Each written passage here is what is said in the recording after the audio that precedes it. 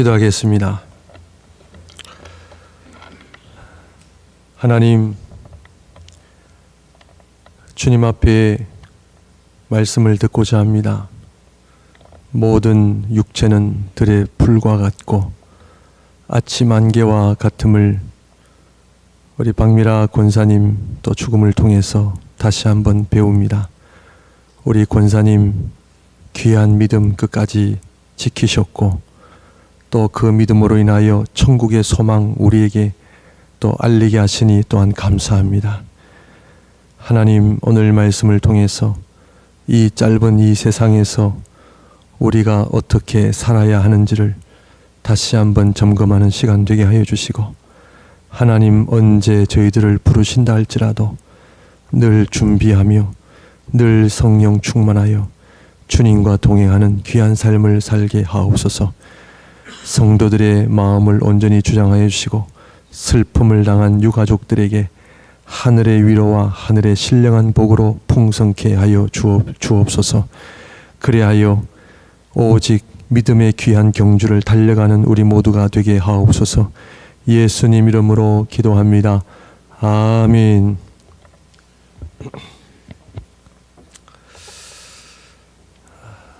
한국에 도착하자마자 저희 작은 아버지께서 갑작스럽게 쓰러지셔서 이틀 만에 세상을 떠나셨습니다. 저도 가자마자 장례를 또 치렀고 온 가족들을 대표로 해서 제가 말씀을 전하기도 했습니다. 또 한 주가 있다가 또 우리 박미라 권사님 세상을 떠났다는 또 소식을 접하게 되었습니다. 그래서 마가복음을 계속 저희가 보고 있었지만 특별히 오늘 욥기서를 통해서 참 슬픔을 당하고 또 어려움을 당한 우리 가족들과 또 특별히 우리 목양교회 성도님들을 향한 하나님의 말씀을 한번 함께 묵상하기를 원합니다. 복음은 분명히 우리에게 구원과 치유를 가져다 줍니다. 하나님의 말씀은 기쁨과 또 우리에게 즐거움과 또 치유와 회복을 분명히 가져다 줌을 우리는 믿어야 합니다. 그럼에도 불구하고 복음은 고난도 있음을 우리에게 말씀하고 계십니다. 그러므로 우리가 살아가면서 뜻하지 않는 일들, 특별히 고난을 통하여 이해할 수 없는 일들도 일어날 수 있음을 우리는 알아야 합니다. 욥기서, 특별히 잘 아는 이 욥기서는 고난에 대한 말씀이요, 이 고난은 욥이 처음부터 마지막까지 의인이 왜 고난을 당해야 하는가 하는 질문을 끊임없이 던진 책이기도 합니다. 그래서 짧지 않는 이 42장이나 되는 엄청난 많은 분량의 욥기서를 통해서 욥은 처음부터 마지막까지 왜 내가 고난을 당해야 합니까? 라는 질문을 끊임없이 하게 되었습니다. 그러므로 고난의 의미, 뜻하지 않는 어려움이 왜 우리의 삶을 어렵게 하고 힘들게 하는 이유가 어디에 있는지를 특별히 우리 신앙인들은 알아야 합니다. 그래서 욥기서를 통하여 특별히 이 어려움을 당한 우리 가족과 온 성도님들에게 다시 한번 이 고난의 의미를 돌아보고 이 고난을 잘 극복하셔서 하나님 앞에 귀한 믿음의 길을 걸어가시는 우리 모두가 되기를 바랍니다.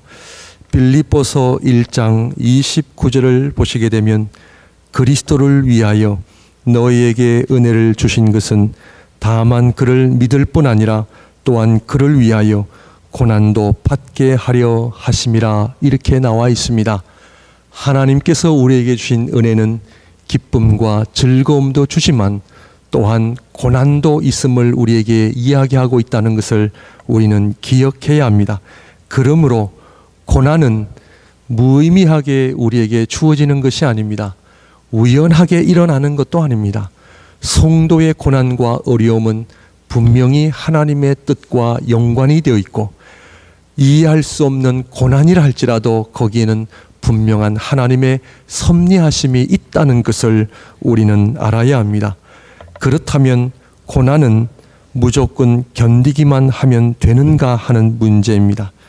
아니면 하나님의 분명한 의도가 있는가 하는 것입니다. 욥기서를 통해서 고난은 우연도 아니요 여기에는 하나님의 분명한 뜻과 의도가 있음을 우리는 알아야 합니다. 그러므로 조금 전에 말씀을 드린 것처럼 욥은 끊임없이 하나님을 향하여 왜 내가 이런 고난을 당해야 하는가라는 그 질문 앞에 마지막에 이 욥기 42장 마지막 장에서 그 해답을 찾게 됩니다. 여기서 우리가 한 가지 먼저 살펴야 할 것은, 그리고 조심해야 할 것은 욥의 친구들입니다. 욥의 친구들은 욥이 고난을 받는 이유를 바로 하나님 앞에 범죄했기 때문이라고 주장했습니다. 그래서 욥을 향하여 회개하라라고 그렇게 이야기했습니다. 이것이 바로 욥이 겪는 이중 고통이었습니다. 본인이 겪는 고난도 어려운데 특별히 고난 때문에 받는 피난은 더 큰 아픔으로 다가왔던 것입니다. 우리는 욥의 친구들을 통하여 특별히 고난 당하는 자들을 판단하거나 비난하는 우를 범해서는 안 된다 하는 것입니다. 특별히 재난과 어려움을 당하는 민족과 국가를 향하여 특별히 큰 어떤 재앙, 지진과 같은 재앙이 일어났을 때에 그 나라와 민족을 향해 하나님의 심판이다라고 하는 이러한 표현은 성경적인 표현은 아닙니다. 우리는 삼자가 당하는 고난과 어려움을 향하여 이것 때문에 고난을 당한다라고 하는 그 표현 자체가 조심스럽게 우리는 다가가야 함을 우리는 알아야 합니다. 그러므로 특별히 고난과 어려움을 당하는 자들을 향하여 그 고난의 결과의 이유를 추측하거나 그것으로 어떤 판단을 내리는 어리석음을 범치 말아야 할 줄로 압니다. 그러므로 우리는 삼자가 겪는 고난에 대해 우리는 하나님 앞에 겸손한 자세로 나아가야 하며, 특별히 고난과 슬픔을 당하는 자들 향한 비난과 판단 대신에 함께 그 고난과 슬픔을 나눌 수 있는 자리에 나아갈 때에 하나님의 귀한 영광이 드러날 줄로 믿습니다. 그렇다면 하나님께서는 욥에게 고난의 이유를 말씀하셨습니까? 욥기서를 이해하기에는 좀 쉽지가 않습니다. 그러므로 우리는 정말 이 욥의 그 형편을 통해서 욥이 끊임없이 던졌던 그 질문, 동시에 친구들은 자기를 향해 정죄하는 그 상황 속에 그의 마음이 얼마나 어려웠겠습니까? 그럼에도 불구하고 하나님께서는 마지막까지 욥의 질문에 대하여 침묵하셨습니다. 네가 왜 고난을 당해야 하는지, 너에게 왜 그런 아픔이 왔는지 하나님 말씀하시지 않으셨습니다. 그런데 하나님께서는 침묵하셨음에도 불구하고 욥은 하나님의 침묵에 대하여 이해를 하게 되고 깨닫게 되었습니다. 그것이 바로 오늘 본문의 말씀 42장 1절부터 등장하는 말씀이죠. 하나님께서 욥의 고난의 이유를 말씀하지 않았음에도 불구하고 욥은 알았습니다. 깨달았습니다. 왜 고난이 있어야 되는지를 그가 알았던 것이죠. 사랑하는 성도 여러분, 우리의 삶에 참 뜻하지 않는, 이해할 수 없는 많은 어려움들이 있습니다. 그런데 하나님께서는 매 순간순간마다 그 이유를 말씀해 주시고 클리어하게 좀 알려주시면 좋은데 그렇지 않습니다. 그 이유가 뭘까요? 욥은 그 이유를 알았습니다. 욥이 왜 자신의 질문에 대한 분명한 하나님의 대답이 없었음에도 불구하고 그가 고난의 의미를 이해할 수 있었던, 깨달을 수 있었던 그 근거는, 그것은 바로 하나님은 창조주시요 욥 자신은 하나님 앞에 피조물이라는 사실을 깨달았습니다. 피조물은 창조주 하나님께서 허락하신 삶의 자리에 있는 것만이 유일한 사명이라는 것을 그가 알았습니다. 내가 고난을 당하든 당하지 않든, 내가 부자가 되든 가난하게 살든, 길게 살든 짧게 살든, 그것은 피조물의 역할이 아닙니다. 피조물인 인간은 창조주 하나님께서 허락하시고 인도하시는 대로 가는 것만이 그것이 진정한 복이라고 하는 것을 우리는 알아야 합니다. 우리 인간은 내 중심대로 우리는 이렇게 살아야 되고, 내 삶은 이렇게 되어야 되고, 나는 이 정도 살아야 된다라고 하는 기준을 정하는 것 자체가 하나님 앞에 옳지 않습니다. 피조물은 창조주 하나님 앞에 아무것도 아닌 존재임을 욥은 고백하게 되었죠. 욥은 알았던 거죠. 하나님께서 욥을 향하여 내가 너의 질문에 대답할 필요가 있겠느냐라는 그 음성을 들었던 거죠. 우리 하나님은 그 욥의 질문에도 대답하실 필요가 없으셨던 겁니다. 왜냐하면 하나님은 창조주시요, 욥은 재와 티끌밖에 안 되는 피조물이었기 때문이었습니다. 사랑하는 성도 여러분, 저와 여러분은 피조물입니다. 모든 것을 알아야만 그것이 복이고, 모든 것이 내가 납득이 돼야만 복이라는 생각 또한 하나님 앞에 교만이라는 것이죠. 하루살이는 하루 살다가 죽기 위하여 창조함을 받았고, 이 세상의 모든 피조물들이 하나님의 영광을 드러내기 위해 존재할 뿐입니다. 그 모든 피조물의 생명의 수는 하나님께 달려있지 우리에게 달려있는 것이 아닙니다. 하나님께서 허락하시는 동안 살 뿐이요, 하나님께서 허락하시고 인도하시는 대로 우리는 살 뿐입니다. 그 하나님의 뜻을 꺾고 하나님의 그 섭리하심을 반하고 내 고집대로 사는 것이, 그것이 도리요 불행이요, 그것이 하나님 앞에 저주라는 사실을 알고 계십니까? 그러므로 고난은 왜 있느냐? 아픔은 왜 있느냐? 우리가 이해할 수 없는 일들이 왜 일어나느냐? 그것은 바로 하나님 앞에 우리는 피조물임을 깨닫게 하시고 하나님 앞에 아무것도 아닌 존재임을 알게 하신다라는 것을 욥은 깨달았던 것입니다. 욥기서는 욥의 고난에 대한 그 질문에 답하는 책이 아니라 고난 속에 거했던 욥이 창조주 하나님을 만남으로 인하여 인생이 무엇이며 자신이 누구인지를 발견하는 책이 욥기서입니다. 고난에 대하여, 어려움에 대하여 질문과 아직도 하나님 앞에 끊임없는 해결하지 않는 질문을 가지고 계십니까? 하나님, 욥처럼 답하지 않으실 겁니다. 아니, 우리 하나님은 답하실 이유도 없으시고 우리가 원하고 아무리 쫄라도 거기에 응하실 하나님 또한 아니시기 때문입니다. 왜냐하면 하나님은 여전히 창조주 하나님이시요, 우리는 그분 앞에 아무것도 아닌 피조물이기 때문입니다. 고난이 왜 존재하느냐? 그것은 여호와 하나님께서만이 창조주 하나님이시며 그분 앞에 존재하는 모든 피조물들은 아무것도 아님을 인정하고 깨닫는 것이 바로 고난의 역할이다 하는 것을 욥은 알았던 것입니다. 그래서 하나님께서 침묵하신 것입니다. 아무 대답도 하지 않으신 것입니다. 박미라 권사님, 왜 하나님께서 일찍이 그분을 데려가셨습니까? 우리는 모릅니다. 우리는 알 수 없습니다.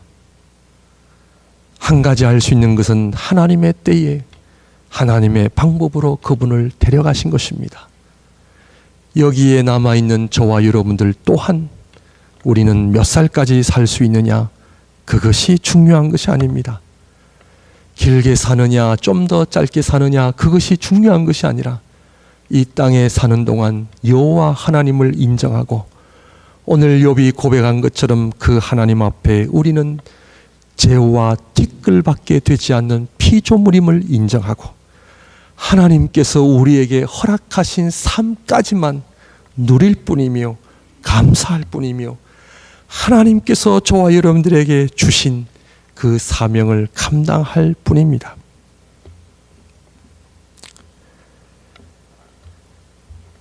욥은 왜 하나님 앞에 그런 끊임없는 질문을 했을까요? 욥은 자신은 고난받을 이유도 없었고 지금까지 나름대로 잘 살아왔다는 생각으로 가득 찼던 것이죠. 그래서 하나님 앞에 그것이 알고 싶었던 것이죠. 하나님, 내가 지금까지 하나님 앞에 부족한 것이 무엇이었습니까?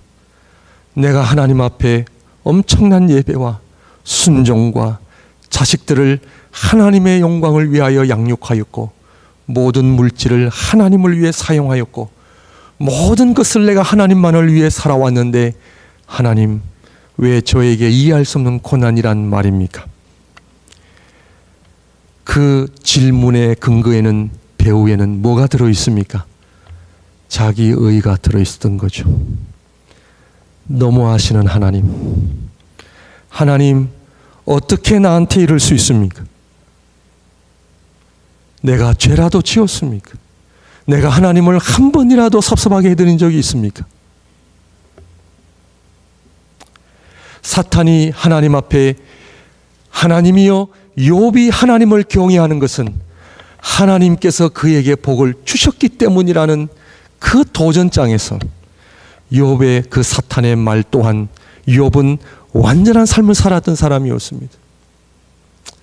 오늘 우리가 던지는 욥이 던졌던 질문처럼 우리가 하나님 앞에 수없이 던진 그 질문에는 하나님, 내가 지금까지 어떻게 살아왔는지 너무나 잘 알고 계시지 않습니까?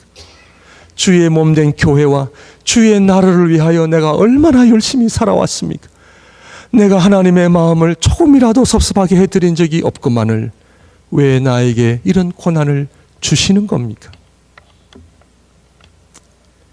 그런데 욥은 알았죠. 왜 그가 42장의 회개의 자리로 나아갔는지를. 그것 또한 하나님 앞에 교만이었던 것을 깨달았던 것이죠. 우리가 지금까지 살아오면서 하나님의 영광, 하나님의 나라를 위하여 행했던 수많은 일들조차도 우리의 의로 했다면 그것은 하나님 기뻐하지 않습니다. 지금까지 하나님 앞에 거룩한 삶을 살아오셨습니까? 지금까지 하나님 앞에 충성된 삶을 살아오셨습니까? 그래서 그것을 근거로 하여 하나님은 우리에게 복을 주셔야만 마땅하고 어떤 고난과 아픔도 우리에게는 없어야만 한다는 욥의 질문을 아직도 던지고 계십니까? 그것 또한 하나님 앞에 의롭지 못한 것. 사랑하는 성도 여러분, 우리는 하나님의 은혜와 복이 아니고서는 살아갈 수 없습니다. 어떤 고난, 어떤 아픔이 있습니까? 그것은 하나님의 뜻이요 하나님의 섭리하심 외에는 그 어떤 것도 우리는 이해할 수 없습니다.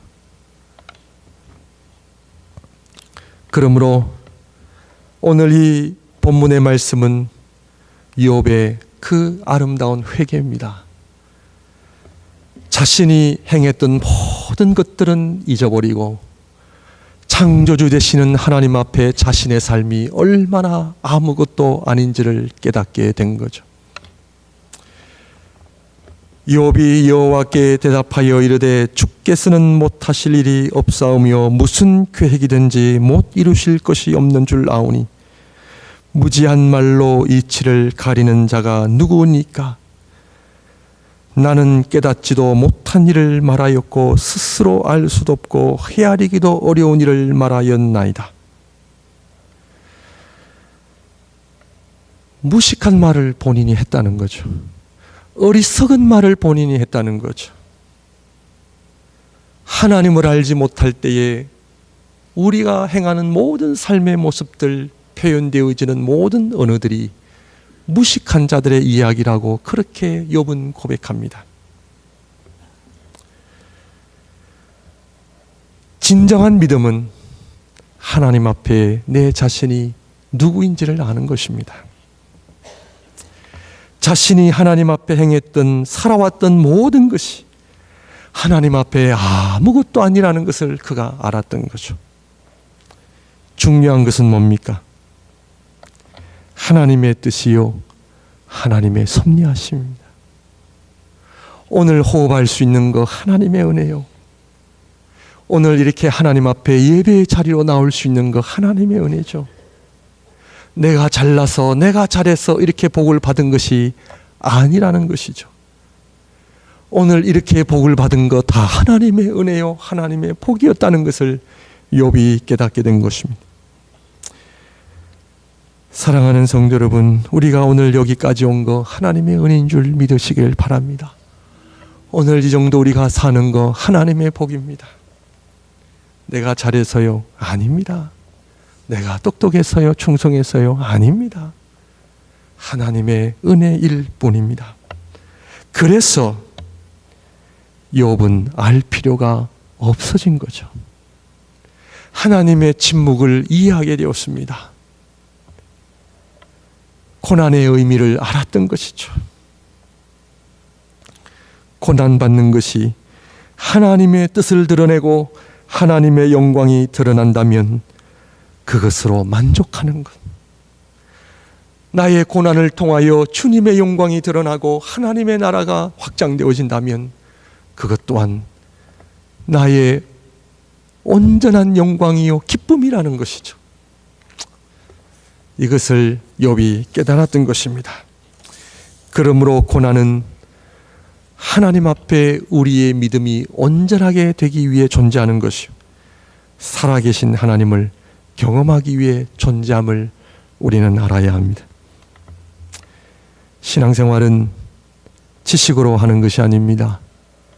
고난은 지식으로 하는 신앙생활에서 살아계시는 하나님, 지금 욥의 고백처럼 5절 말씀 한번 보시면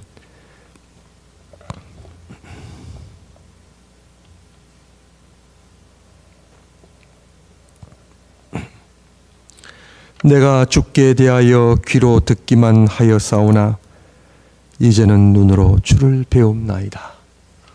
고난은 살아계신 하나님을 체험하게 합니다. 고난을 싫어하지 마십시오. 우리 인간의 본성은 고난을 싫어합니다만, 그러나 이 욥기서를 통해서 고난은 지식적인 신앙생활, 형식적인 신앙생활, 매너리즘에 빠져있는 신앙생활, 그것을 이 욥처럼 내가 귀로만 들었던 그 하나님, 이제는 눈으로 주님을 봅니다. 고난을 통하여 영적인 세계를 경험하시기를 바라고요, 고난을 통하여 살아계신 하나님을 체험하시기를 바랍니다. 하나님을 체험할 때에 욥이 고백한 것처럼 6절 말씀, 그러므로 내가 스스로 거두어 드리고 티끌과 재 가운데서 회개하나이다. 우리는요 아무것도 아닙니다. 박미라 권사님의 죽음을 통해 우리 교회를 향하신 하나님의 메시지는 우리는 피조물임을 깨닫게 하시고 하나님 앞에 겸손케 하십니다. 하나님을 귀로만 듣지 마시고 체험하시기를 바랍니다. 영적 세계를 경험하시길 바랍니다. 신앙생활을 잘하는 것이 복입니다. 여러분, 모세가 시편 90편에 고백하기를 인간의 연수가 70이요 강건해도 80이라 했습니다. 여러분, 그 80년도 하루처럼 날아간다 했습니다. 욥기 42장 욥의 고백으로 끝납니다. 그런데 왜 시편 전에 욥기가 있고 왜 시편이 욥기 뒤에 있습니까? 우리가 잘 아는 시편 1편 1절, 복 있는 사람은, 많은 학자들이 이 복 있는 사람은 누구를 가리키냐? 욥을 가리킨다라고 이야기합니다. 그래서 성경의 순서가 욥기 다음에 시편이 나오고요. 그 복 있는 사람은 욥을 가리키는 거죠. 욥은 복 있는 사람은 누구냐? 자신이 피조물임을 제대로 깨달은 사람, 이 세상의 인생이 무상함을 깨닫는 사람, 그것을 진정 깨닫는 사람만이 여호와의 율법을 주야로 묵상하며 하나님의 말씀을 붙잡는 삶을 살아가게 되어 있습니다. 여러분, 저도 짧은 시간 동안 한국을 방문했습니다. 참 사는 게 뭔지, 얼마나 많은 분들이 그렇게 열심히 살아가는지. 여러분, 우리 인생의 목적이 뭡니까? 참 인생 무상 아닙니까? 얼마나 헛된지 몰라요. 결국 영원한 것은 하나님의 말씀, 하나님의 나라 외에는 없습니다. 우리를 기쁘게 하고 우리를 만족하게 하는 것은 하나님의 말씀 외에는 없습니다. 하나님 말씀에 의지하며 살아가는 삶, 이 사람만이 복 있는 사람이요, 이 복 있는 사람은 다름 아닌 욥이라고 우리에게 이야기를 하고 있습니다. 고난을 통해 하나님을 떠나가는 사람이 있고요, 고난을 통해 하나님께로 돌아오는 사람들이 있습니다. 고난을 통해 우리의 믿음이 더욱더 견고해지는 은혜가 있으시기를 바랍니다. 그렇다면 시냇가에 심은 나무가 시절을 쫓아 열매를 맺는다 했는데, 여러분, 욥기서 마지막에 하나님의 복으로 끝납니다. 하나님의 복이 어떻게 욥에게 임했는지 아십니까? 여러분, 댁에 가셔서 욥기서 마지막 장을 보십시오. 하나님께서는 다시 그에게 복을 주시사 갑절로 주셨다는 거예요. 욥에게 자녀가 몇 명 있었는지 기억하십니까? 10명이에요. 그런데 욥기서 마지막에 하나님께서 갑절로 주셨는데, 양과 소와 모든 그 욥의 소유를 카운트를 계산을 잘해 보십시오. 갑절로 주셨습니다. 갑절 2배로 주셨습니다. 자녀들도 갑절로 주셔야 되는데 욥은 하나님께서는 욥에게 10명의 자녀들을 또다시 주셨는데, 왜 자녀들은 10명의 갑절인 20명을 주시지 않았을까요? 왜 10명일까요?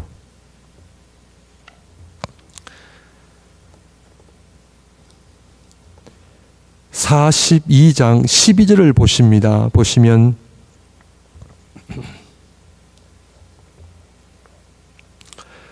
여호와께서 욥의 말년에 욥에게 처음보다 더 복을 주시니 그가 양 14,000과 낙타 6,000과 소 1,000결이와 암낙이 1,000을 두었고 또 아들 7과 딸 3을 두었으며,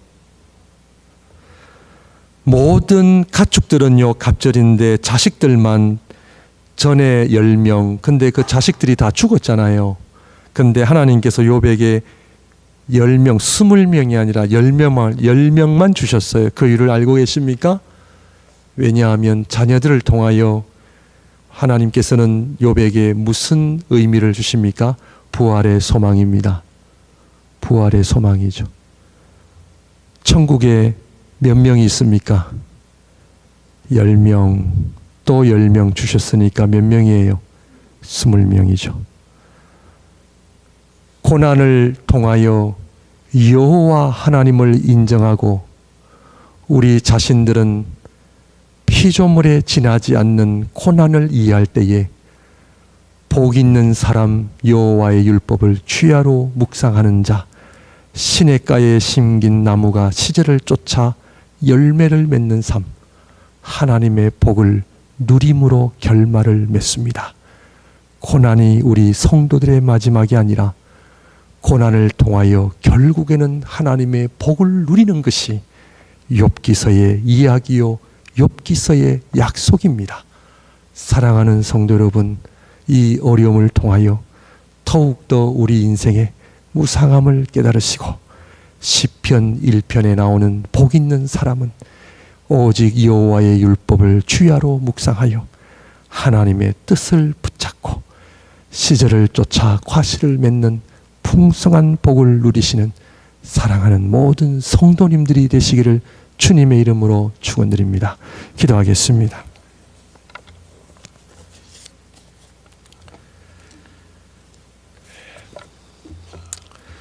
하나님,